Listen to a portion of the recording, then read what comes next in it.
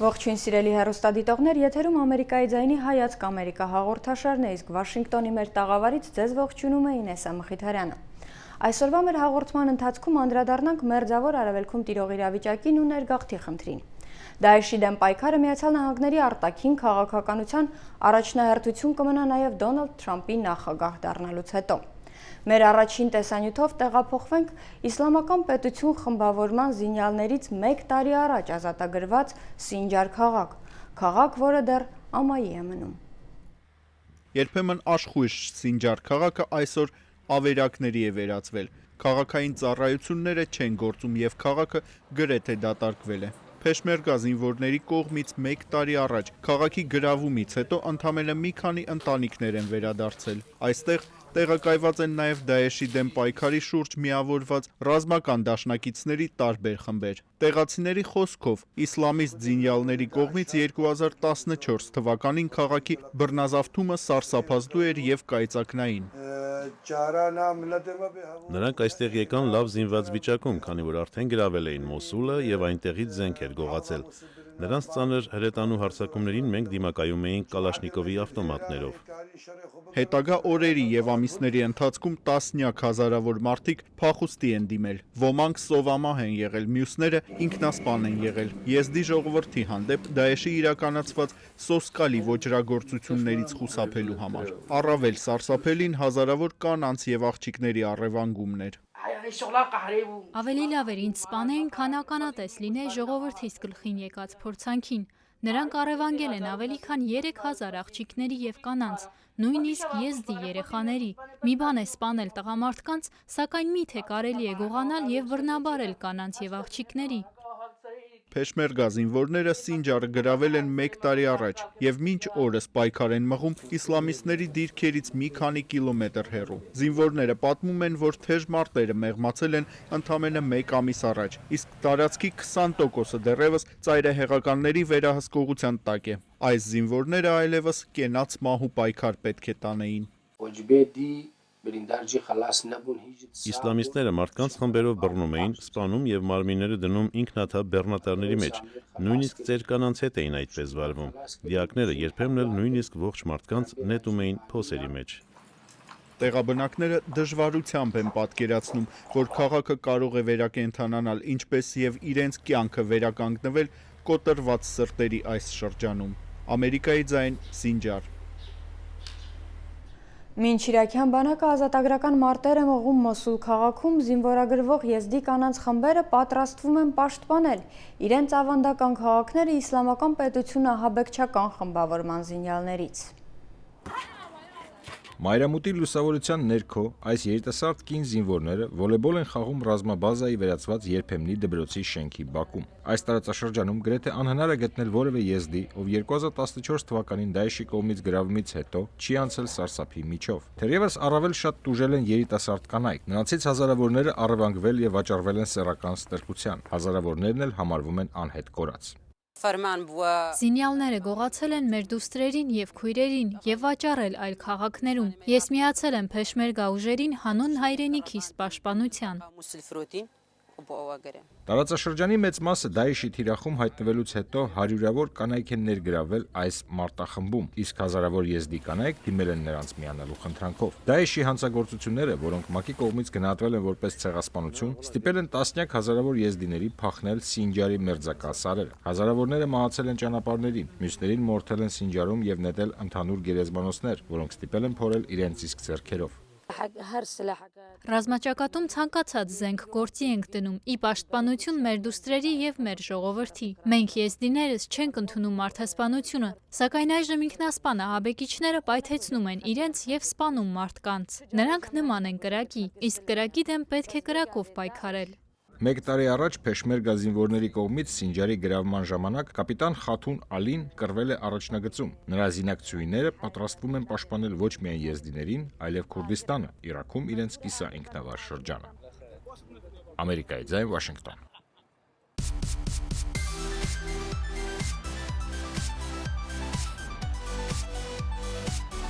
Միացյալ Նահանգների նորընտիր նախագահ Դոնալդ Թրամփը իր նախագահական ընտրարշավում բազմիցս է անդրադարձել ներգաղթի խնդրին։ հանդես գալով բավական սուր հայտարարություններով։ Մերձավոր Արևելքում տիրող իրավիճակը միլիոնավոր մարդկանց է ստիպել բռնել արտագաղթի ուղին։ Իսան Մարվան Ալ-Հազուրի ամբողջ ընտանիքը լքել է Դամասկոսը 2012 թվականին սիրիական զորքերի կողմից Հոմս քաղաքում զանգվածային ձերբակալություններից հետո։ Ես վախենում էի ընտանիքիս, կնոջս, երեխաներիս կյանքի համար։ Դամասկոսում նրան սպառնացել են Սիրիայի անվտանգության ծառայությունները։ Նրա ընտանիքը բեռնատարով մեկնել է սահման, որտեղից ոտքով հասել են Հորդանան։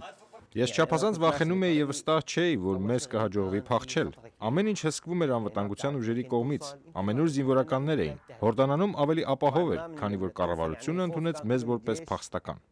Ալ-Հազուրի ընտանիքը Միացյալ Նահանգները ժամանել այստեղ ներգաղթի եւ անվտանգության շուրջ թեզ բանավեճի ծավալման շրջանում։ We have people coming in from Syria on the migration. Սիրիայից մեզ մոտ տասնյակ հազարավոր ներգաղթյալներ են գալիս։ Մենք չգիտենք, թե ովքեր են նրանք, որտեղից են եկել։ Նրանք անգամ փաստաթղթեր չունեն։ Եթե ես նախագահ դառնամ, նրանք ստիպված կլինեն տուն վերադառնալ։ Become president. We have to. Մինչդեռ մայրաքաղաքի լյութերական սոցիալական ծառայություններից Արլանդը Վոնթամոն ամեն ինչ գիտի այդ մարդկանց մասին։ Նա օգնել է հազարավոր փախստականների, այդ թվում Ալ-Հազուրի ընտանիքին։ Մեզ մոտ անվտանգության ուժեղացված հսկողություն է։ Բոլորը մանրակրկիտ բուժ զննում եւ հարցազրույցներ են անցնում։ Սա տևական եւ խիստ վերահսկվող գործընթաց է։ Իսան Մարվանի ընտանիքի ստուգումը 2 տարի է տևել։ Նրան բազմիցս հարցաքննել են Միավորված ազգերի եւ ներգաղթի միջազգային կազմակերպության աշխատակիցները։ Նրանք վերաբերնակցման վայրի ընտրության իրավունք չեն ունեցել։ Միացյալ Նահանգներ ուղարկելու մասին որոշումից հետո ԱՄՆ-ի անվտանգության ծառայողները հարցաքննել են նրանց իրենց կյանքի մասին, մանկությունից մինչև Հորդանան ժամանելը։ Ամենադժվարը ծնողներին ամանում թողնելն է եղել։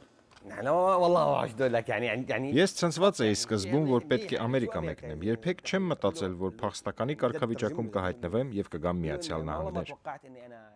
2 ամսվա ընթացքում Իսան Մարվան աշխատանք է գտել կանաչապատման ոլորտում։ Ներկայում նրա հիմնական նպատակը անխոնջ կերպով աշխատելն է, որպեսզի կարողանա ավելի մեծ տուն տեղափոխվել եւ ծնողներին բերել իրենց մոտ։ Նպատակն է նաեւ երեխաների համար լավ կրթություն ապահովելը, ինչի հնարավորությունը երբեք չի ունեցել։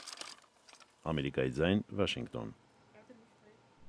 Եվրոպայում հականերգաղթային աճող տրամադրությունների արդյունքում Ֆրանսիայում ազգայնականները սկսել են ավելի մեծ համբավ վայելել։ Շատխի հնագույն տաճարի հայտնի ապակե նկարների նման Ֆրանսիայի բնակչությունը խիստ բազմադեմ է։ Քաղաքի կենտրոնից հեռու գտնվող այս վայրը Ֆրանսիայի նոր թաղամասերից է, հիմնականում մահմեդական երկրներից ներգաղթյալ աշխատողները, որոնց ծնողների ժամանակին Ֆրանսիան ընդունել է որպես էժան աշխատուժ, այժմ տուժում են իսլամիստական ահաբեկչական մի շարք հարձակումների արդյունքում ձևավորված անհանդուրժողական վերաբերմունքից։ Մենք վախենում ենք աջակողմյան խմբերից ասումից։ Սրճարաններում մարդիկ օտարոտի են ինձ վրա նայում։ Ես օրինակ քուրդ եմ, մահմեդական ընտանիքից, սակայն կրոնապաշտ չեմ։ Մինչդեռ ստեղծված իրավիճակում օտարերկրացիների նկատմամբ վերաբերմունքը լիովին փոխվել է Ֆրանսիայում։ Ահաբեկչական հարձակումների արդյունքում ներգաղթյալների, հատկապես մահմեդականների հանդեպ բացասական վերաբերմունքի մասին կարելի է դատել ներգաղթի սուր քննադատ Մարին Լի Պենի ազգային ճակատկուսակցության կողմնակիցների աճող թվին։ Marine Le Pen a eu un discours constant. On ne peut pas lui reprocher le fait. Մարին Լը Փենը մշտապես շեշտել է, որ ներգաղթը պետք է խստորեն կարգավորված լինի։ Անհրաժեշտ է վերականգնել սահմանների վերահսկողությունը եւ դուրս գալ Շենգենյան գոտուց, որի հետևանքները աղետալի են։ Qui est catastrophique. Շենգենյան գոտու մատչելի սահմանների եւ ներգաղթի դեմ ազգային ճակատի դիրքորոշումը համահունչ է տարածաշրջանի այլ ազգայնական կուսակցությունների տեսակետին։ Շորտխում եւ Ֆրանսիայի այլ վայրերում հարցումներին մասնակցած մահմեդական ներգաղթյալների կարծիքով ԱՄՆ-ի նախագահի պաշտոնում ընտրված Դոնալդ Թրամփի հաղթանակի դեպքում ֆրանսիացի ընտրողները ել ավելի կսատարեն հականերգաղթային պոպուլիստներին։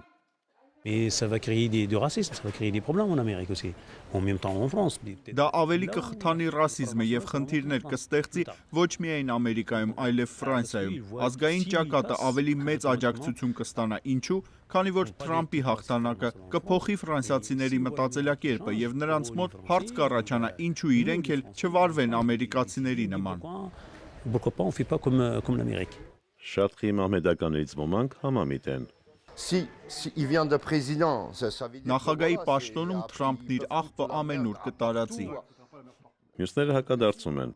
Ես այդպես չեմ կարծում, ասում են նրանք։ Ինչպես Ֆրանսիայի այլ վայրերում, այստեղ եւս մահմեդական ներգաղթյալների եւ նրանց ընտանիքների թեման նրբախնդիր է։ Փարիզում անցյալ տարվա նոյեմբերի ահաբեկչությունների կազմակերպիչներից մեկը ծնունդով շախտից էր։ Սակայն տեղի վաղեմի բնակիչներից ոչ բոլորն են փոխել իրենց վերաբերմունքը մահմեդական հարևանների նկատմամբ վերջին դեպքերի կապակցությամբ։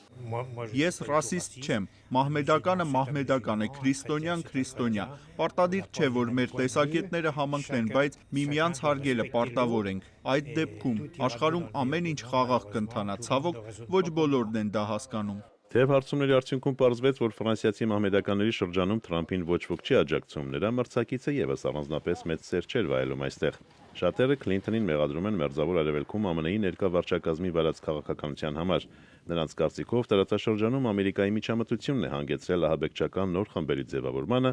ինչի արդյունքում հաճախ տուժում են սովորական մահմեդականները։ Ամերիկայի ձայն, Վաշինգտոն։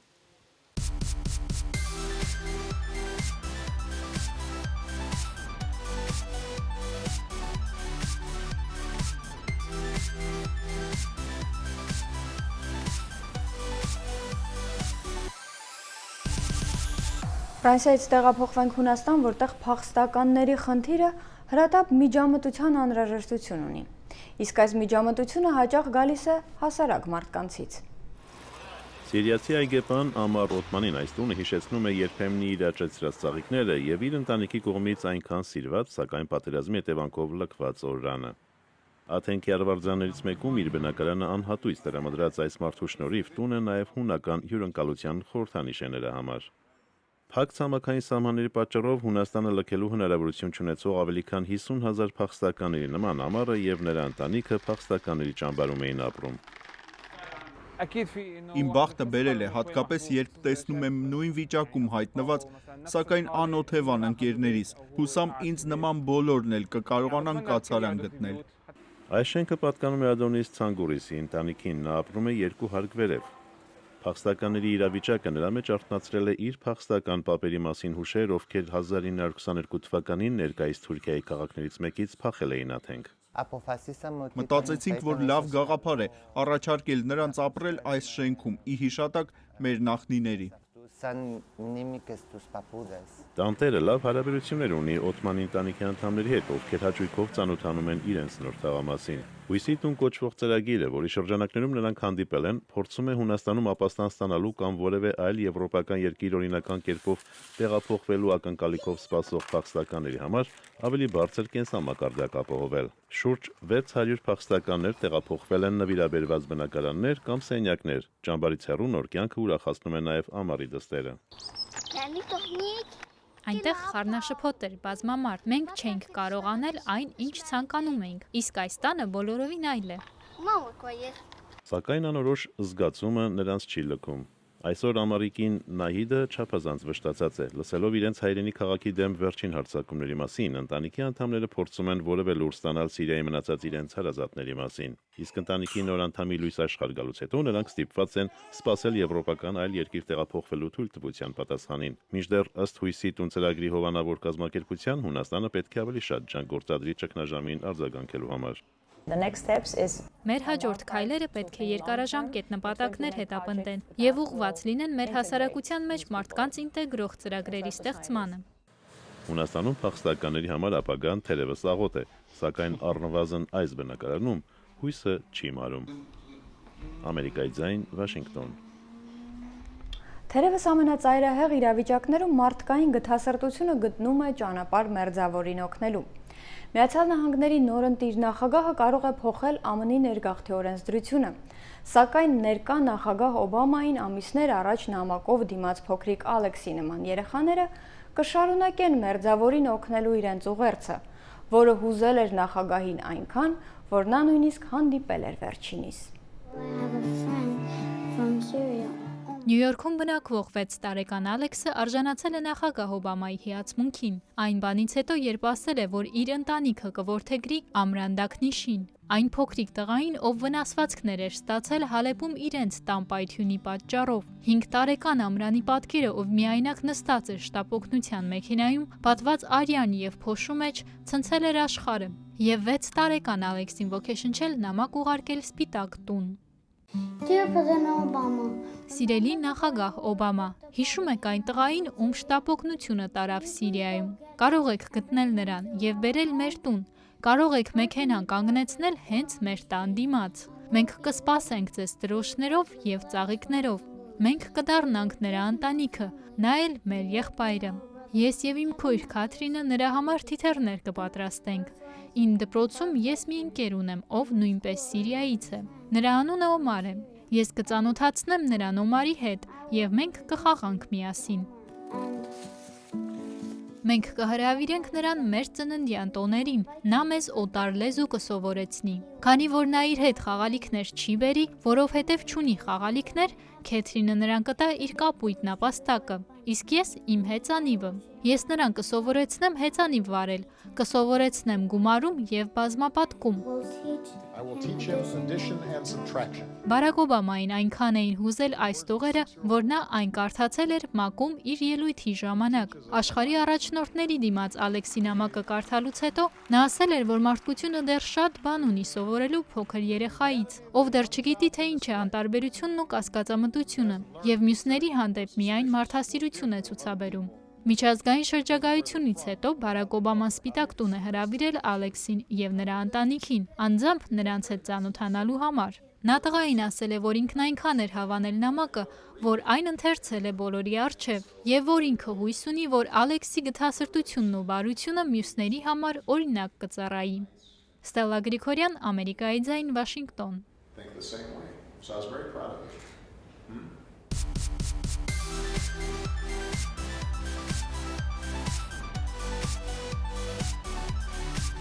Ավարտենք մեր այսօրվա հաղորդումը մերձավոր արևելքի ավանդույթներին նվիրված տեսանյութով։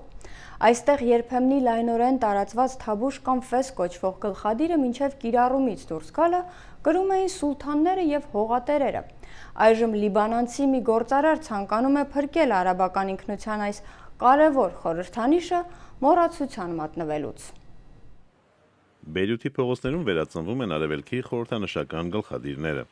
Թասակը վերապրուկ դարձած Թարբուշի 21-րդ դարի ձևափոխումն է, այն ժամանակին համատարած կրում էին տղամարդիկ ողջ մերձավոր արևելքում։ Սակայն իր նախնիների համեմատ ավելի գոր եւ փնջիկին փոխարինող քուղով այս գլխարկը այժմ կարող են կրել եւ կանայք եւ տղամարդիկ շնորհիվ Էլիաս Էդ Հադադ անունով ձեռնարկատիրոջ։ So as the French have their beret, the Russian the shapka. Ֆրանսիացիները ունեն բերետ, ռուսները շապկա, ինչու չվերականգնել մեր ազգային թարբուշը ժամանակակից եւ ամենօրյա ոճով։ Կարծում եմ լավ գաղափար է։ Բեյրութի Սարսեք թանգարանի դիմանկարներից կարելի է դատել թարբուշ կամ ֆես կրողների սոցիալական կարգավիճակի մասին։ Գլխադրի ծագումը վիճահարույց է, այն ներմուծվել է Օսմանյան կայսրություն 19-րդ դարում, ապա տարածվել ողջ մերձավոր արևելքում։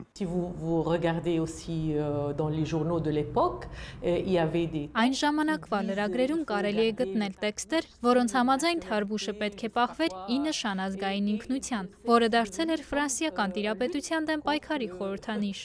Այժմ թարբուշը հիմնականում վաճառվում է զբոսաշրջային եւ հուշանվերների խանութներում, իսկ Էլիասը ցանկանում է փոխել իրավիճակը։